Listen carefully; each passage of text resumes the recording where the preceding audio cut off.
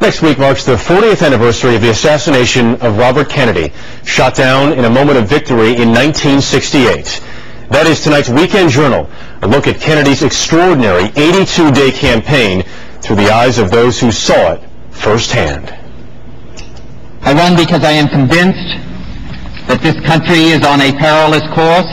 These are not ordinary times, and this is not an ordinary election.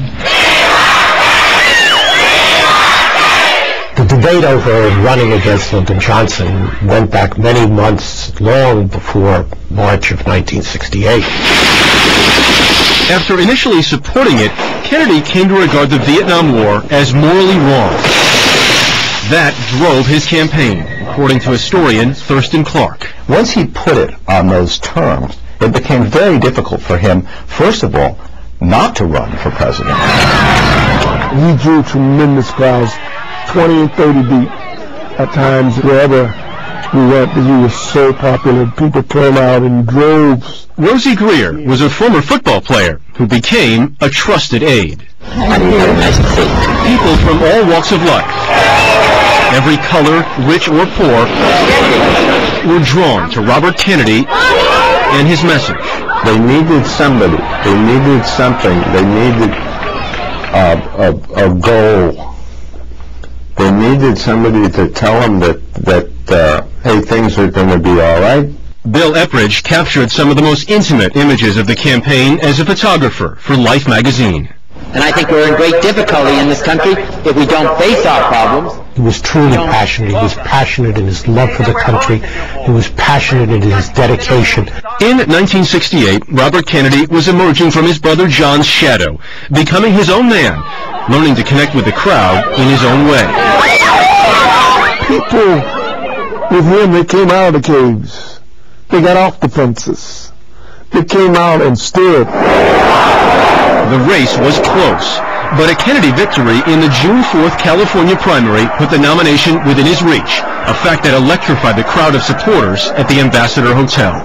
They were just so excited. We are a great country, and a selfish country, and a compassionate country, and I intend to make that my basis for running and over the period of time. The concentration wasn't on, isn't it wonderful that I won this victory? Rather, it was, what could this mean for the whole country? And now it's on to Chicago, and let's win there. Senator Kennedy has been shot. Is that possible? Is that possible? Oh, my God. Senator Kennedy has been shot. I heard the gunfire. And then bedlam.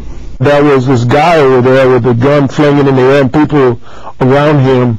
And so I stepped over two people that were down and went, and I got his legs. I think everybody was stunned at the moment. There was no medical attention yet. There was just the senator and Mrs. Kennedy. Senator Robert Francis Kennedy died at 1:44 a.m. today. A shattered nation watched the Kennedy family mourn another brother. To be remembered simply as a good and decent man who saw wrong and tried to right it, saw suffering and tried to heal it, saw war and tried to stop it. The commitment that he made and the life that he gave for his country, that's the ultimate sacrifice. Thousands turned out for a final goodbye as the funeral train brought Kennedy's body to Washington. He was no saint, but these were 82 days when he proved that if he was at the very least a good man, and perhaps a great man, and might have been a great president.